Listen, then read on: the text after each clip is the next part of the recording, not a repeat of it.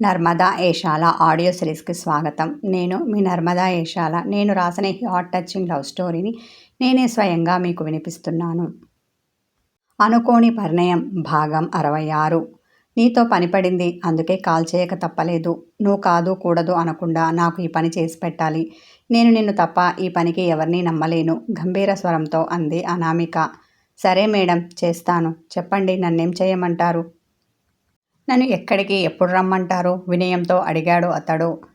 ఓ 1 అవర్లో కలువు నన్ను అని ఆమె అడ్రస్ మెసేజ్ చేసింది. అన్నట్టుగానే అతడు ఆమె చెప్పిన దగ్గరికి వచ్చాడు.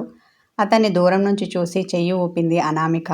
అతడు చిన్నగా నవ్వుతూ ఆమె దగ్గరికి వచ్చి హలో మేడం అన్నాడు. Hello Srikanth, how are you అంది. ఆమెను సూటిగా చూసి ఫైన్ మేడం అన్నాడు.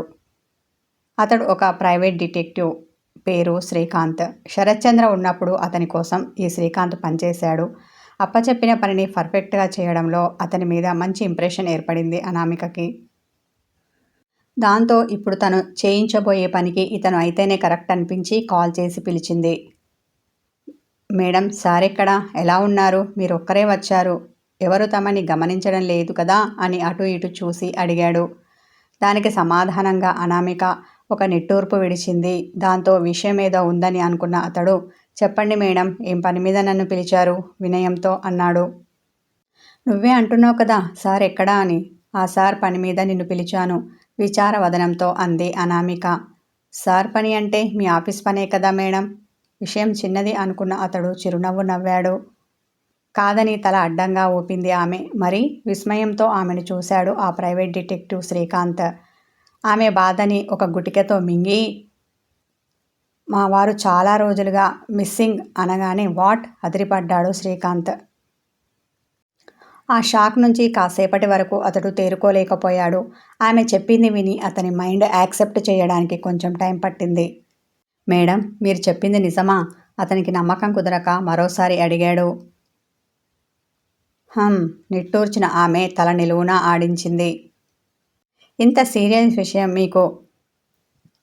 మీరు ఇంత ఆలస్యంగా నాకెందుకు చెప్తున్నారు? వెంటనే చెప్తే ఈ పాటికి ఆయన ఎక్కడున్నారో తెలుసుకొని మీ ముందు ఉంచేవాడిని కదా బాధతో వాపోయాడు. శరత్చంద్ర గారికి యాక్సిడెంట్ అయి చనిపోయారు అన్న విషయం నీకు తెలియదా? సామాజిక మాధ్యమాలన్నీ కోడై కూశాయి కదా. ఆ మాత్రం తెలుసుకోకుండా ఎలా ఉన్నావు? నువ్వు ఎలా డిటెక్టివ్ అయ్యావు? అతని మీద ఆవేశపడింది ఆమె. సారీ మేడం, తలదించుకున్నాడు అతడు. అసహనానికి గురైన ఆమె, ఎక్కడ ఏం జరుగుతుందో తెలుసుకోవాల్సిన కామన్ సెన్స్ నీకు లేదా? అలా అయితే నిన్ను నేను నమ్మి అనవసరంగా పిలిపించాను. కొంచెం సీరియస్ అయింది అనామిక. అయ్యో మేడం, మీరు నన్ను అపార్థం చేసుకున్నారు నొచ్చుకున్నాడు అతడు. నేను చాలా రోజులుగా ఇండియాలో లేను. ఒక పని మీద లండన్ వెళ్ళాను. ఈ సామాజిక మాధ్యమాలకు దూరంగా అక్కడ చాలా సీక్రెట్గా వర్క్ చేయాల్సి వచ్చింది. అందుకే తెలుసుకోలేకపోయాను. సుమారు 1 ఇయర్ కావచ్చింది నేను ఇక్కడ లేక. ఆ సీక్రెట్ ఆపరేషన్ వల్ల ఇక్కడ విషయాలేవీ నాకు తెలియదు. దాదాపుగా నేను అండర్ గ్రౌండ్లో ఉన్నాను అనుకోండి సంజాయిషి ఇచ్చుకున్నాడు శ్రీకాంత్. అవునా అన్న ఆమె చిన్నగా తల పంకించి శరత్చంద్రకి యాక్సిడెంట్కి సంబంధించిన విషయాలు ఇలా చెప్పింది. 9 నెలల ముందు మా వారు ఒక బిజినెస్ పని మీద బాంబే వెళ్ళారు. అటు నుండి తిన్నగా ఇంటికి రాకుండా బిజినెస్ పార్ట్నర్స్తో కలిసి అండమాన్ వెళ్తున్నాను అని చెప్పి కాల్ చేశారు. అదేంటండి, ఎప్పుడూ నేను లేకుండా ఒంటరిగా ఎక్కడికి వెళ్ళరు కదా. అలా ఎలా వెళ్తున్నారు? ముందుగా తెలిసి ఉంటే నేను మీతో వచ్చేదాన్ని కదా అన్న నేను ఫోన్లోనే ఆయన మీద అలక చూపించాను. ఇక్కడెవరూ ఫ్యామిలీతో రావడం లేదు అను. నేను పార్ట్నర్స్తో ఊరకనే వెళ్ళడం లేదు. అక్కడ ఏదో బిజినెస్ డీల్ ఉందని చెప్పారు. దాంతో వెళ్ళక తప్పడం లేదు. నిజానికి నాకు వెళ్ళాలని లేదు అన్నారు. అలా అయితే ఎందుకు వెళ్ళడం? మనకి ఉన్న బిజినెస్లు చాలవనా? కొత్తది ఎందుకు తలకి ఎత్తుకుంటున్నారు? కినుగ్గా అన్నాను నేను. కొన్ని మనకు ఇష్టం లేకపోయినా పార్ట్నర్స్ కోసం చేయాల్సి వస్తుంది అను. అందుకే ఈ ప్రయాణం. నేను తిరిగి వచ్చాక మళ్ళీ ఇద్దరం కలిసి సరదాగా వెళ్దాం. కావాలి అంటే 2వ హనీమూన్ లండన్లో అండమాన్లో చేసుకుందాం చిలిపిగా అన్న అతను నన్ను ఫోన్లోనే బుజ్జగించారు. నాకు ఇష్టం లేకపోయినా సరే అనక తప్పలేదు. అలా అప్పుడు ఓకే చెప్పి నేను తప్పు చేశానేమోనని ఇప్పటికీ పశ్చాత్తాపపడుతున్నాను. నేను వస్తానని మొండికేయవలసింది అలా ఎందుకు చేయలేదు? ఈ విషయం ఇప్పటికీ నాకు అర్థం కాదు. అయినా నేను వెళ్ళాలనుకుంటే ఎంతసేపు ఫ్లైట్ పట్టుకుంటే వెళ్ళేదాన్ని. ఏంటో ఆ రోజు ఆయన చెప్పిన మాటలకు సరే అన్నాను. అది ఇలా మా కొంప ముంచుతుందని, ఆయన ప్రాణాల మీదకి తెచ్చి మమ్మల్ని విడదీస్తుందని అనుకోలేదు అని చెప్తుంటే అనామిక గొంతు రుగ్ధమవ్వగా కళ్ళు చెమ్మగిల్లాయి. అది విన్న శ్రీకాంత్ మనసు భారమైంది. కాసేపు ఆమెను ఏడవనిచ్చిన శ్రీకాంత్, అసలేం జరిగింది మేడం అన్నాడు. ఆమె భారంగా శ్వాస తీసుకొని వదిలి చెప్పడం మొదలుపెట్టింది. ఊటీలో ఉన్న ఉర్వీ, మేఘులు తమ వలపు పండించుకునే పనిలో ఉన్నారు. రాత్రి శోభనం చేసుకున్న దాని తాలూకు మైకం వాళ్ళనింకా వదలలేదు. నీకు కూడా సేమ్ ఫీలింగా అన్న అతడు ఆమె అలా తన ఎదలో ఒదగడం నచ్చి ముచ్చటపడ్డాడు. బిడియపడుతూనే తల నిలువునా ఊపింది ఉర్వి. దాంతో మేఘు మరొకసారి ఉరికే జలపాతం అయ్యాడు. ఆమెను తన ప్రేమ ప్రవాహంలో ముంచడానికి సిద్ధమయ్యాడు. ఇలా వాళ్ళు తమ శృంగార సామ్రాజ్యాన్ని నైటే కాదు, హాఫ్ డేని కూడా ఏలేశారు. మూసి ఉన్న కిటికీ పరదాలు తొలగనూ లేదు. వాళ్లకు టైం ఎంతైందో తెలియనూ లేదు. ఆ తర్వాత ఎప్పటికో లేచి ఫ్రెష్ అప్ అయి లంచ్ చేస్తున్నారు వాళ్ళు. ఒకరికొకరు కొసరి తినిపించుకున్నారు. నెక్స్ట్ ఏంటి? కుతూహలంతో మేఘ్ని చూసింది ఉర్వి. ఏముంది, ఇప్పుడు లంచ్ చేస్తున్నాం కదా, నెక్స్ట్ తాంబూలం వేసుకోవడమే అల్లరిగా అన్న మేఘ్ ఆమె పెదాల వంక కోరికతో చూసి తన చూపుడు వేలుతో ఆమె పెదాలను టచ్ చేశాడు. ఆమె సిగ్గుతో అతన్ని చూడలేక తన చూపుల్ని అతని మీది నుండి మరోవైపుకు మరల్చింది. నేనంటుంది దీని గురించి కాదు, మీరేదో పని పెట్టుకొని వచ్చారు కదా, దాని గురించి అంది. అవును కదూ, నీ దాసలో పడి ఆ విషయమే మర్చిపోయాను సాలోచనగా అన్నాడు మేఘ్. తన అనుమానం నిజమైనందుకు ఉర్వి మూతి ముడిచింది. మరీ అంత క్యూట్గా ముఖం పెట్టకు, నేనిక ఆగలేను, మరో రౌండ్ వేసేస్తాను, ఆ తర్వాత నీ ఇష్టం అని అమాయకంగా ముఖం పెట్టి భుజాలు కదిలించాడు మేఘ్. మాయలోడు మాయ చేసేస్తాడు, మళ్ళీ ఏమీ ఎరగనట్టు ఇన్నోసెంట్ ఫేస్ పెడతాడు అనుకుని సిగ్గుపడిన ఉర్వి అతని మీద చిరుకోపం చూపించింది. ఏంటి, నీలో నువ్వే ఏదేదో అనుకుని సిగ్గుపడుతున్నావు, నాకు కూడా చెప్పొచ్చుగా. విని సిగ్గుపడే విషయమైతే జంటగా సిగ్గుపడదాం, ఇక మీదట ఏం చేసినా జంటగానే చెయ్యాలి అస్కీగా అన్నాడు. ఆమె నోటితో ఏమీ చెప్పలేదు. తలని ఇష్టం వచ్చినట్టు తిప్పింది. మరీ అలా తిప్పకు, ఏదో ఉందని నాకు తెలుసు.